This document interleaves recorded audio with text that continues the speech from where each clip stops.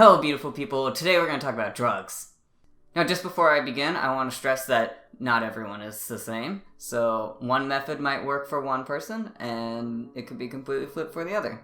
Every body is different. I started testosterone right before my sophomore year in high school. However, for the next few years, I would be going off and on T due to some family issues and whatnot.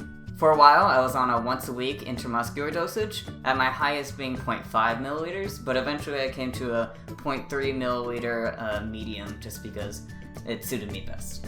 Then once I started college, I changed to 0.3 milliliters of subcutaneous injection. Personally, I just kind of liked subcutaneous more because the needle felt less intense. I don't know, I'm weird. Anywho, after one short semester, I switched from subcutaneous to androgel. Just doing 20.25 milligrams currently, but soon I'm going to be switching to 40.5 milligrams. Now there are both pros and cons, but those are more biased towards me and my personal experience.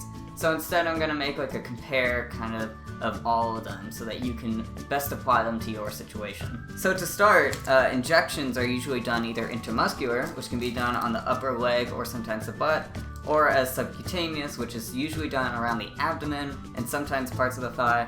You can also train a friend or family to do your shots, or you can go to a local clinic where I think you sometimes have to pay them so that they can do your shots for you. Gels, on the other hand, are a bit different. They either come in little packets that are individual, like per day, or you can get them as a pump like this, and it's applied on the upper shoulders.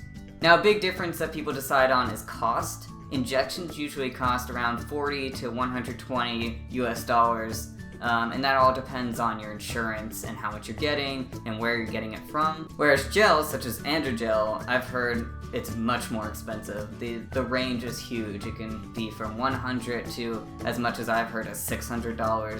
Transdermal application does have the benefit of not being a needle. However, you do have to apply it every day, you have to avoid people when you put it on, and for showering you have to wait 2 to 5 hours after putting it on. I think you're also supposed to put like lotion on at least like 1 hour before. I don't know, there's a lot of stuff. Basically, it's a lot of changing around your schedule, and sometimes it's not easy for people to do.